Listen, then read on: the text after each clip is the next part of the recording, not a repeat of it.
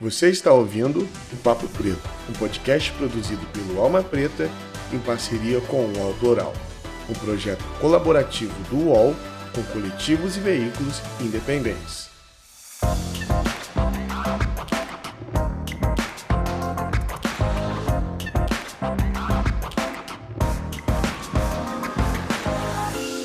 Salve, salve galera, muito bom dia, boa tarde ou boa noite. Estamos começando agora mais um Papo Preto. Meu nome é Iago Rodrigues e eu sou apresentador desse belíssimo podcast. E é sempre uma felicidade tê-los aqui. Hoje nós vamos conversar um pouco sobre arte e memórias do povo negro. Nós temos aqui um convidado ilustríssimo. Daqui a pouco eu vou pedir para ele se apresentar. Mas antes disso, já queria pedir para você que não conhece o trabalho do Alma Preta Jornalismo, porque o Papo Preto é um podcast produzido pelo Alma Preta Jornalismo. Vá lá, conheça o nosso trabalho, apoie o trabalho da mídia preta independente. Lá no nosso site, nós temos um plano de assinatura onde você pode apoiar o nosso trabalho. Não só apoiar, mas também divulgue, mande para as pessoas esse episódio que promete muito. E hoje nós recebemos aqui o professor e escritor Márcio Medeiros. Márcio, muito obrigado por aceitar o convite de vir aqui conversar com a gente.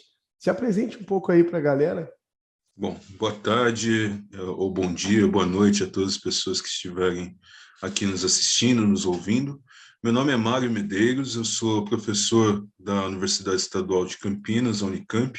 Eu sou sociólogo e também escritor de contos. E sou responsável pela exposição Memórias do Futuro, Cidadania Negra, Antirracismo e Resistência, que está em cartaz no Memorial da Resistência aqui em São Paulo. Legal. Antes de nós entrarmos nessa exposição, que é o que a gente vai falar hoje e a importância dela, professor, conta um pouquinho para a gente, um pouco da sua trajetória, de onde veio essa paixão pela escrita. Olha, eu venho de uma família de leitores. Né? Meus pais, meu irmão, sempre foram leitores variados de, enfim, gêneros diversos, especialmente de literatura, história em quadrinhos, jornais, etc. Eu acho que isso acabou alimentando o meu interesse como leitor, né? Como mais jovem da família, uma família pequena, mas a minha casa tinha muito livro, né? Meus pais, eles eram assinantes de um negócio que talvez algumas pessoas que estejam ouvindo a gente, especialmente os mais velhos, conheçam, que era o Círculo do Livro, né? Uma espécie de clube de assinatura mensal, que as pessoas compravam livros e isso chegava nas suas casas. Então, uma boa parte da pequena biblioteca que tinha em casa tinha a ver com o Círculo do Livro e com o interesse de ver também as pessoas mais velhas da minha família lendo, né? Isso sempre foi muito estimulante. E acho que a paixão pela escrita tem a ver com isso, tem a ver também com se dar bem em algumas disciplinas de escola, né, de colégio, que lidam com o desenvolvimento da escrita, e depois os meus interesses com relação às ciências sociais, né, à sociologia em particular, ao tema da memória, da experiência negra, do ativismo negro, das organizações negras aqui no Brasil, que foi um tema que, mais recentemente, isso acabou me pegando. Né? Tem um mundo vasto de experiências para a gente conversar e para pesquisar, para discutir, para conhecer, e isso tem muito a ver também com a dimensão da palavra escrita. Né? Sim, sim. É muito importante a gente reforçar o quão grandioso é você ter essa experiência com a leitura, né? Eu acho que é o que enriquece o nosso povo e também empodera o nosso povo. Então a gente aqui sempre fala o quão é importante a gente ler, a gente consumir, a gente conhecer. E é também do que se trata essa exposição. Queria que o senhor falasse para a gente um pouquinho dessa exposição, aonde ela está acontecendo, e uma coisa que me chamou muita atenção e eu achei interessantíssima é o nome da exposição, Memórias do Futuro. De onde nasceu esse nome?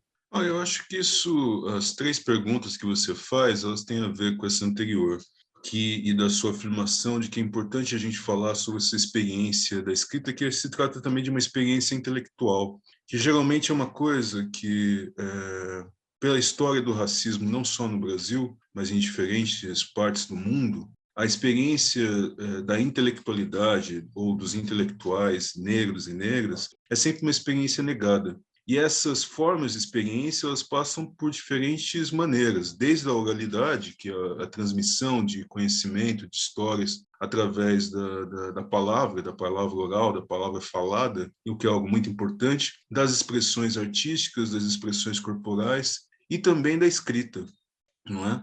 E eu acredito também que tem a ver muito com uma experiência coletiva. A exposição Memórias do Futuro, ela surgiu após um convite da coordenação do Memorial da Resistência, da Ana Pato, né, que é coordenadora do Memorial da Resistência, para ocupar o espaço do memorial, né, que tem uma história muito importante.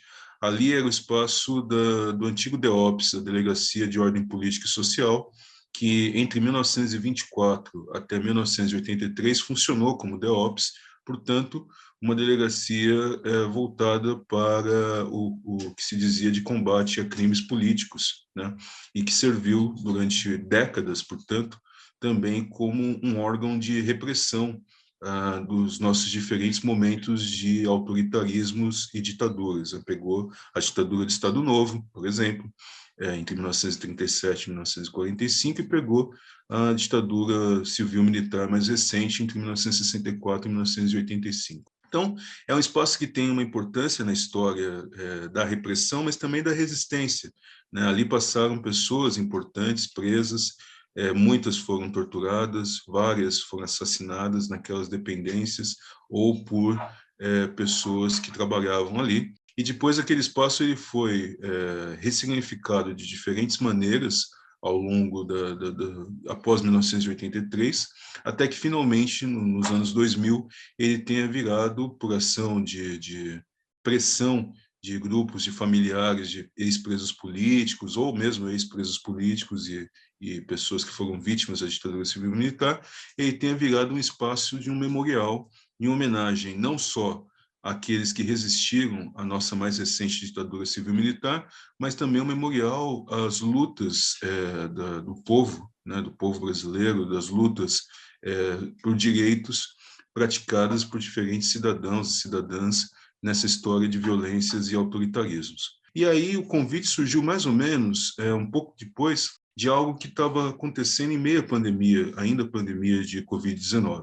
Eu costumo dizer que, especialmente no ano de 2020, 2021, depois enfim, de tudo isso que a gente tem enfrentado, que é a pandemia de Covid-19, naqueles anos, especialmente, um outro tema foi de grande importância nas nossas vidas e mobilizou diferentes pessoas negras e antirracistas, não necessariamente negras, ao redor do mundo. Primeiro teve o caso do assassinato de George Floyd, cidadão estadunidense que teve seu pescoço esmagado, né, por violência policial. Os atos que foram detonados a partir da morte, do assassinato de George Floyd, eles espalharam ao redor de diferentes países e cidades ao redor do mundo atos antirracistas, anticolonialistas e que tinham como tema a questão da memória, a questão de todos nós devemos nos recordar das derrubadas de monumentos, dos debates em torno do que fazer, as homenagens em locais públicos a figuras que tinham no Japão, na África do Sul, nos Estados Unidos, também aqui no Brasil, na França, enfim, em quase todos os continentes, se não em todos os continentes ao redor do mundo, figuras que homenageavam sujeitos colonialistas e escravagistas. E isso desencadeou um debate público. Isso também teve a ver com o Brasil e boa parte da mídia após os assassinatos do Floyd e o assassinato do Floyd e os atos públicos, especialmente nos Estados Unidos, demandando justiça, foi muito questionado aqui no Brasil se e por que os movimentos negros ou o movimento negro brasileiro não fazia o mesmo quando nós tínhamos algo semelhante. Infelizmente, algumas pessoas diziam, e têm razão, que a gente sempre tem um George Floyd aqui no Brasil, quase todo dia, infelizmente. Ou seja, a vida negra ela é sistematicamente assassinada, né? E nós tivemos diferentes situações de casos muito dramáticos recentes, atingindo diferentes faixas etárias da população negra vítimas de violência racial. Eu acho que isso, sempre achei isso um grande equívoco, essa pergunta de que no Brasil o movimento negro não se mobiliza, ou não se mobilizaria da mesma forma que o movimento negro estadunidense na luta por direitos. Isso, na verdade, não é um equívoco, é uma mentira. Então, a exposição Memórias do Futuro, ela tem esse caráter. Ela vai praticamente desde o século XVIII, de um momento do século XVIII em que o grande intensidade, a partir do século XIX, no âmbito da abolição e do pós-abolição, até os nossos dias, né? Até os dias que nós vivemos com a Coalizão Negra por Direitos, mostrando, portanto, mais de 140 anos de luta por direitos da população negra só em São Paulo. Né? O convite veio do Memorial para pensar numa exposição que pudesse contar um pouco dessa história. E por que Memórias do Futuro? Desde o princípio, com o pontapé inicial que está lá na exposição, que é a figura do arquiteto negro de São Paulo, da São Paulo colonial, o Tebas, né, que então teria sido responsável pela construção de chafarizes, calçamentos, mas o antigo mosteiro de São Bento, a primeira igreja da Sé de São Paulo, a igreja igrejas que ainda estão de caráter colonial no centro da cidade, até a Coalizão Negra por Direitos, nós temos uma longa história, portanto, de pessoas negras que estão fabulando, homens e mulheres que estavam fabulando e ainda continuam nos nossos dias um futuro melhor, um futuro antirracista, um futuro que nós possamos viver sem racismo, um futuro que as pessoas sejam respeitadas, especialmente negros e negras, afrodescendentes, sejam respeitados em seus direitos à vida, ao ir e vir, à liberdade, à moradia digna, à educação, à saúde, por aí vai. Em resumo, em seus direitos civis, sociais e políticos. Então, essa exposição é uma grande homenagem a uma luta muito antiga, né, e eu fiquei só num recorte que parece grande, mas em verdade ele é pequeno, né, considerando a riqueza da história, a riqueza da experiência negra no Brasil e no mundo, mas ele é pequeno, um recorte que diz 140 anos, na cidade, no estado de São Paulo, e a exposição está dividida em 8 eixos, né, que vão tratar, portanto, desse primeiro momento da construção da cidade de São Paulo por mãos negras, né, que ainda nos atinge, um momento que diz respeito às lutas coletivas que estão organizadas em torno de associações, grêmios recreativos e beneficentes, os clubes negros na cidade de São Paulo e no interior, clubes e associações negras, sociedades de baile, de dança, etc. Também um momento importante sobre a imprensa negra paulista, né, desde o século XIX até os nossos dias, desde um jornal como A Pátria, o órgão dos homens de cor, até um jornal que nos é contemporâneo, que é o Menelik, segundo ato, né, o coletivo Menelik Segundo Ato, um outro momento só sobre a literatura negra, né, o pioneirismo de uma literatura negra em São Paulo, feita por poeta como Lino Guedes, mas também pegando gente que ou esteve aqui em São Paulo, depois se tornou cidadã, que não era necessariamente paulistana, mas se tornou cidadã paulistana, como Carolina Maria de Jesus, Oswaldo de Camargo, escritores que estão em torno do grupo Cadernos Negros, Quilomboje, né, Alanda Rosa, Elisandra Souza e vários outros e outras. Um outro momento que diz respeito ao universo das artes, né, tem obras de artistas contemporâneos que estão expostos no espaço do memorial, como o João Pinheiro, que assina vários desenhos da exposição, a fotógrafa Mariana Serra, Wagner Celestino, Jesus Carlos, Sidney Amaral, entre outros. E também um momento que é muito interessante da exposição, que vai contar outros momentos que são interessantes da exposição, que vão contar as diferentes experiências de luta contra o autoritarismo na cidade de São Paulo e no Brasil, portanto, ainda no século XX. Tem uma série que é uma série de repressão, a intolerância religiosa. Então, ao mesmo tempo que tem uma parte da exposição que vai contar a história de tombamentos, de valorização enquanto patrimônio cultural material e imaterial de terreiros e o universo, terreiros de candomblé e de umbanda, né? Em São Paulo também tem uma série que vai contar a história de repressão e de violências contra autoridades religiosas de matriz africana, pais de santo, babalorixás e alorixás em São Paulo. Isso documentado nos arquivos da repressão.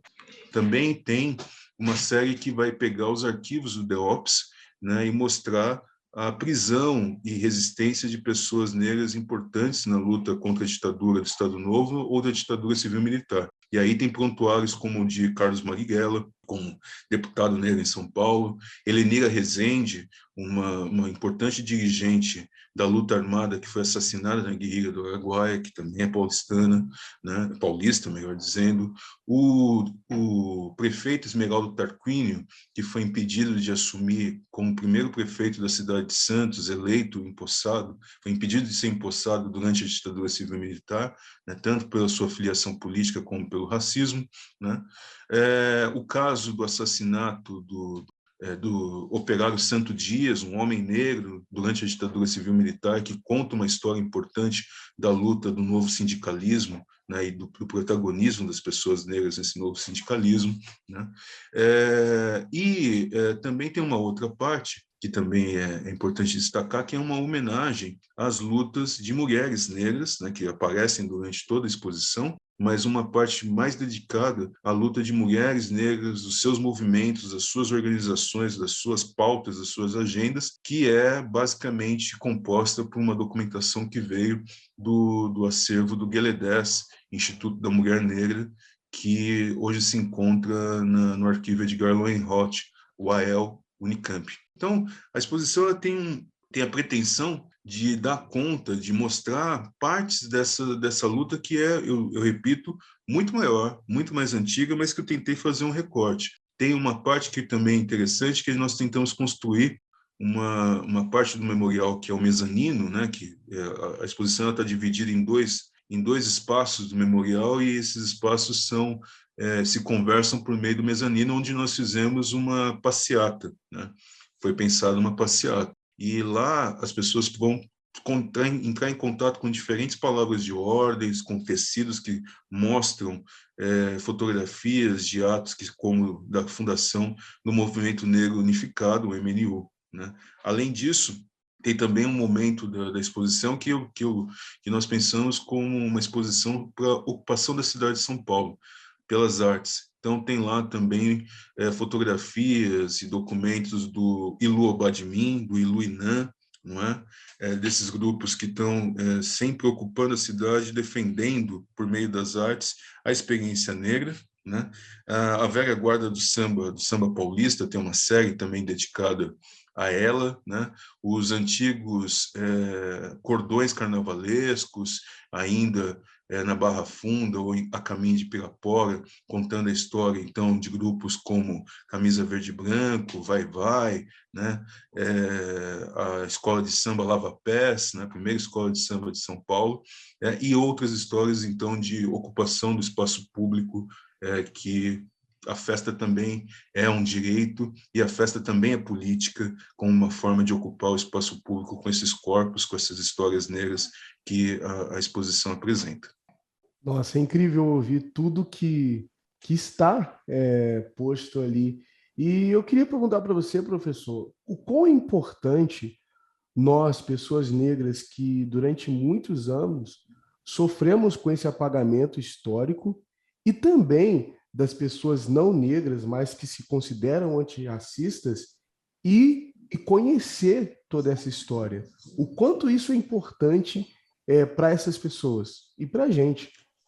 Eu penso que eu responderia a sua pergunta com duas entradas, assim. A primeira, fazendo uma homenagem a um querido fotógrafo do movimento negro brasileiro contemporâneo, que faleceu recentemente, vítima da Covid-19, que foi Januário Garcia.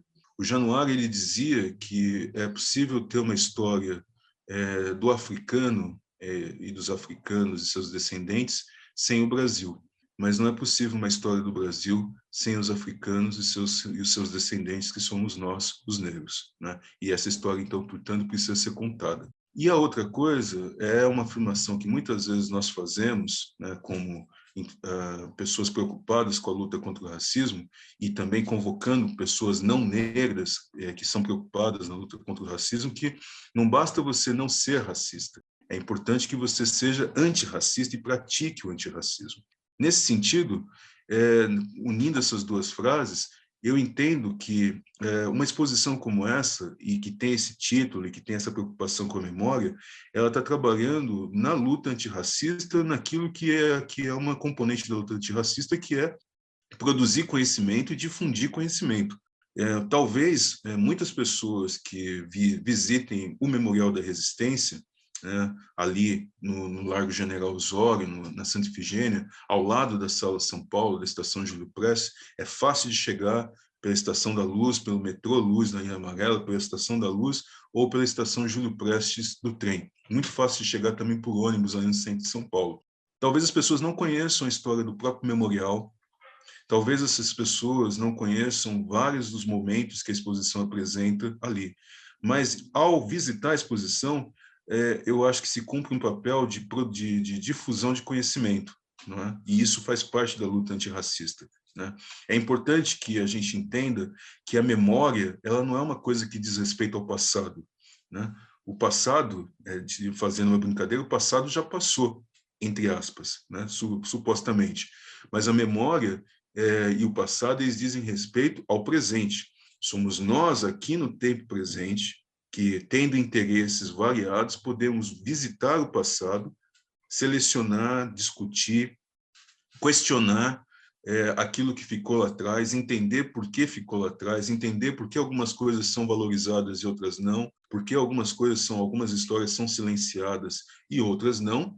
E é o nosso compromisso, portanto, aqui no tempo presente, de selecionar e valorizar aquilo que nos interessa hoje. Eu acho que é muito importante hoje, para a luta antirracista no Brasil, ter interesse pela memória e pelo ativismo, pelo protagonismo das pessoas negras na construção desse país. Não é possível contar uma história da cidadania brasileira, da cidadania, da luta por direitos no Brasil, sem ter como protagonistas pessoas negras. Só que muitas vezes nós contamos essas histórias sem esse protagonismo porque nós desconhecemos a participação de homens e mulheres negros na construção dessa história.